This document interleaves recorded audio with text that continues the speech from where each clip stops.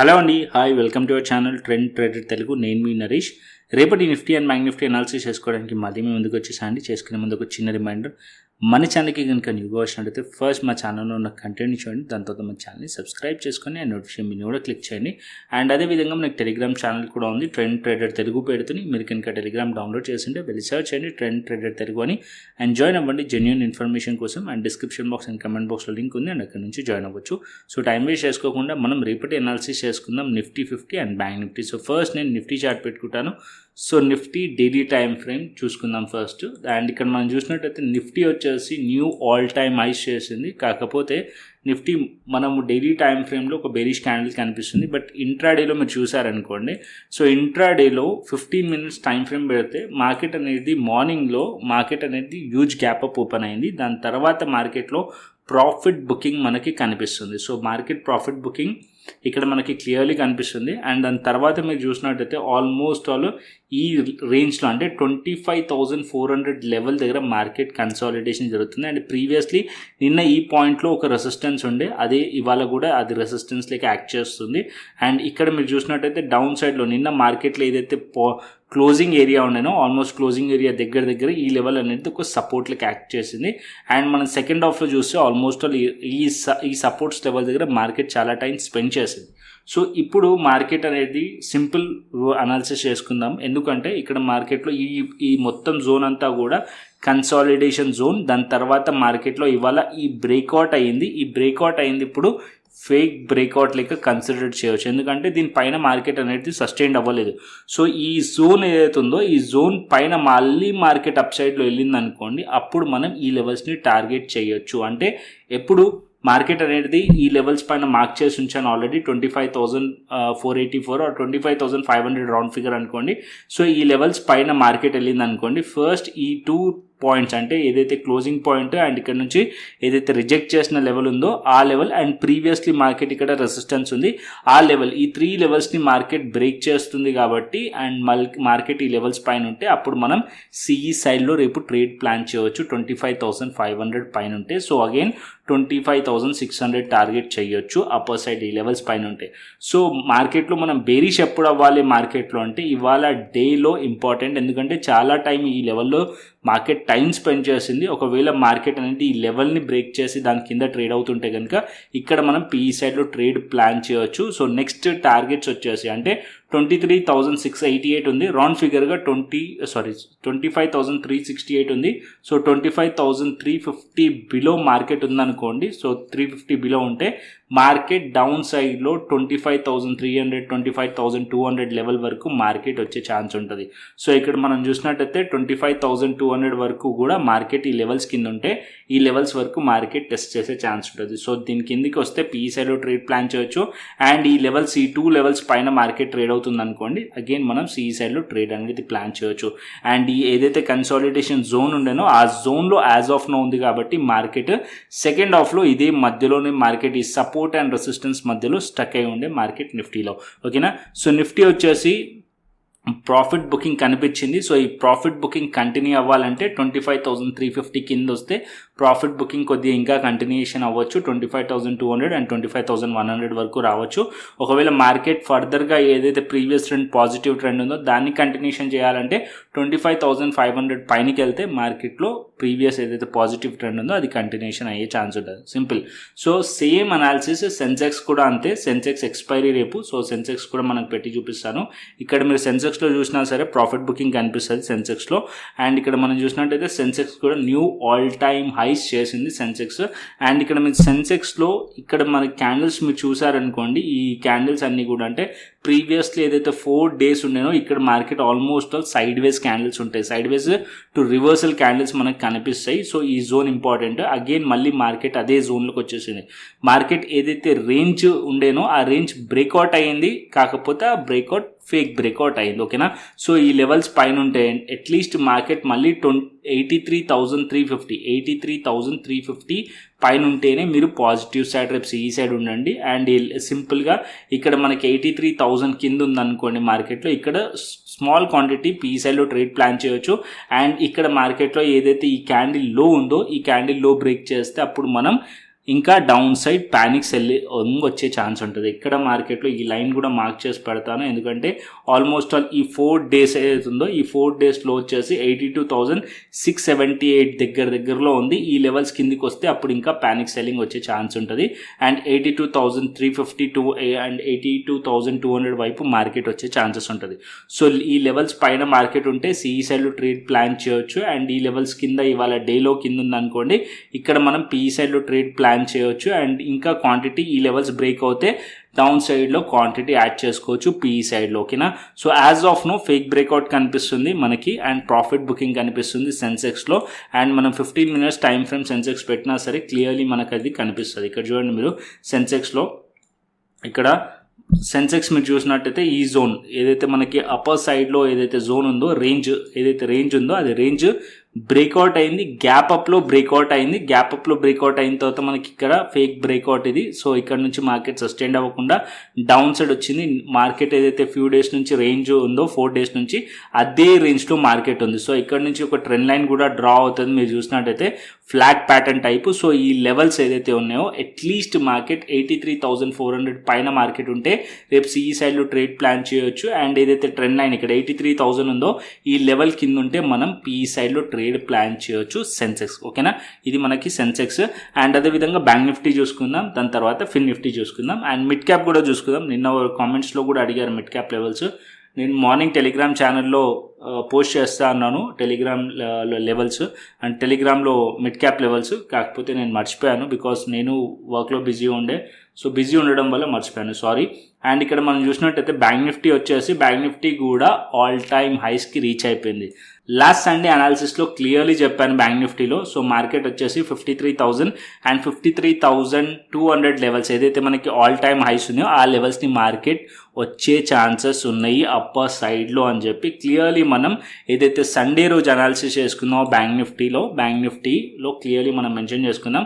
ఆ లెవెల్స్కి అయితే market achieve అయిపోయింది. అండ్ ఇప్పుడు ఆల్ టైమ్ హైస్ లెవెల్స్ దగ్గర నుంచి మనకు ఒక రిజెక్షన్ కనిపిస్తుంది క్యాండిల్లో. సో సింపుల్గా ఇక్కడ కూడా స్టిల్ ఇంకా కూడా మార్కెట్ అనేది పాజిటివ్లోనే క్లోజ్ చేసింది.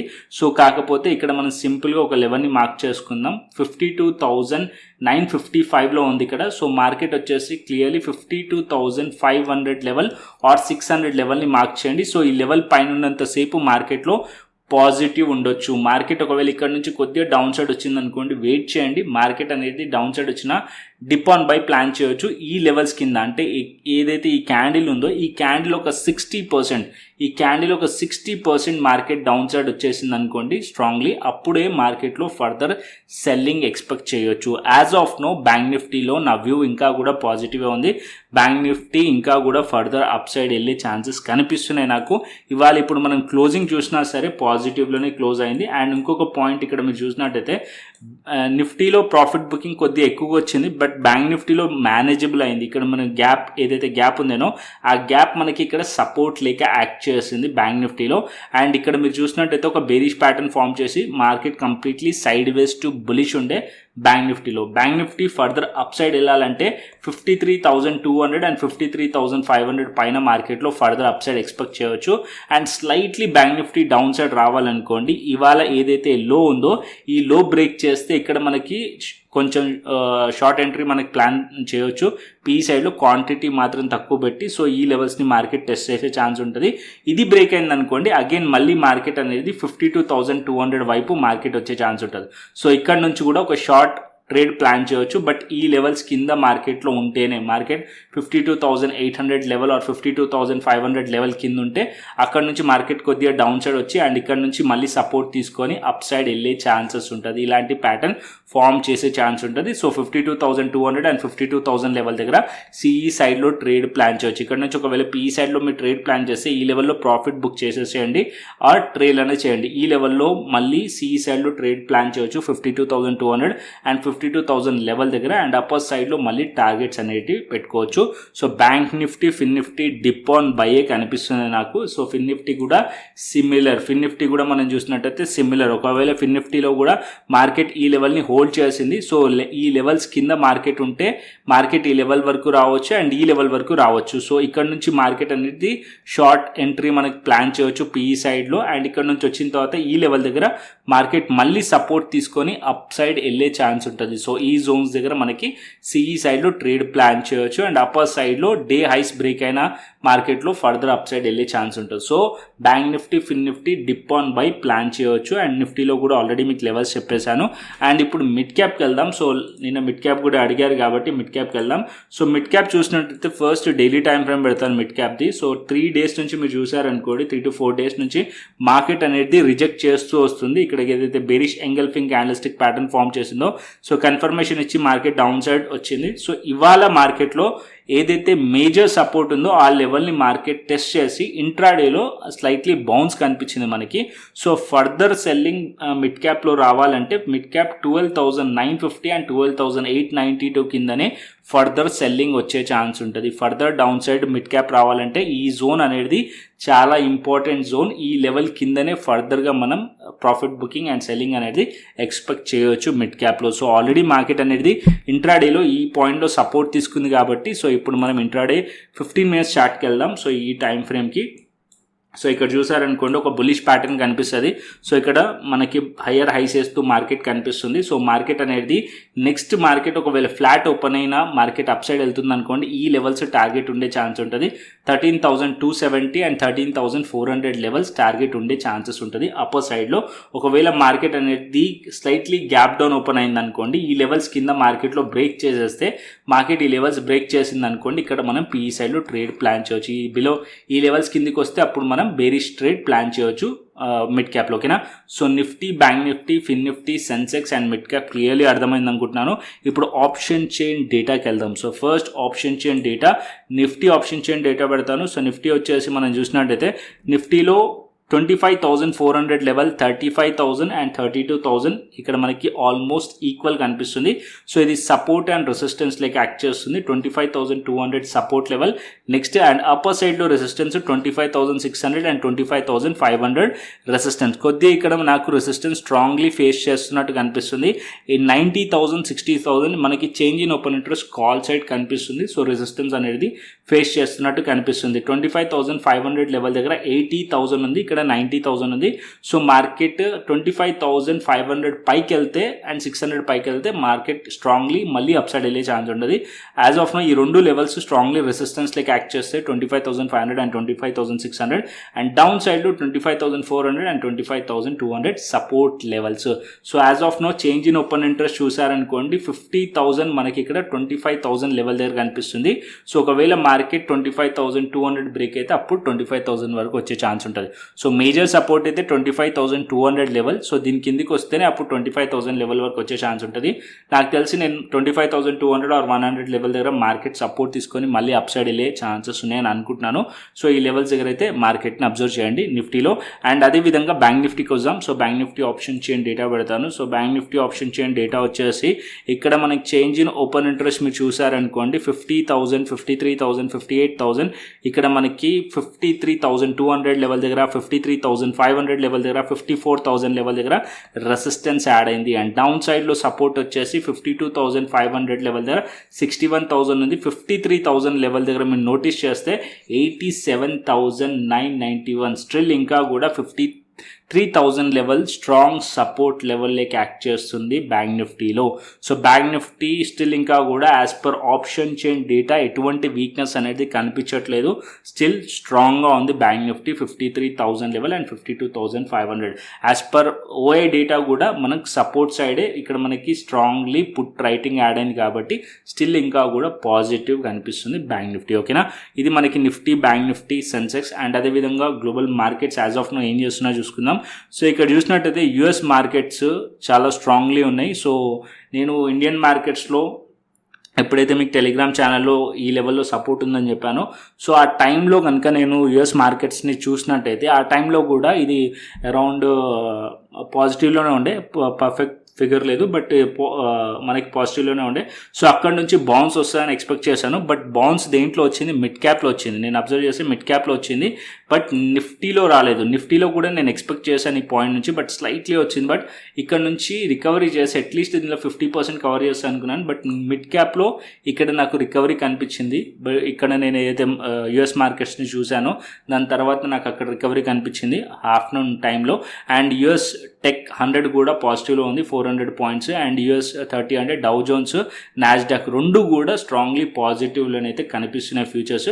సో మార్కెట్ ఓపెన్ అయిన తర్వాత నేను షేర్ చేస్తాను మన టెలిగ్రామ్ ఛానల్లో. ఈవెన్ డాక్స్ యూరోపియన్ మార్కెట్స్ కూడా చాలా స్ట్రాంగ్గా ఉన్నాయి అండ్ ఏషియన్ మార్కెట్స్ కూడా స్ట్రాంగ్గా ఉన్నాయి. ఓకేనా.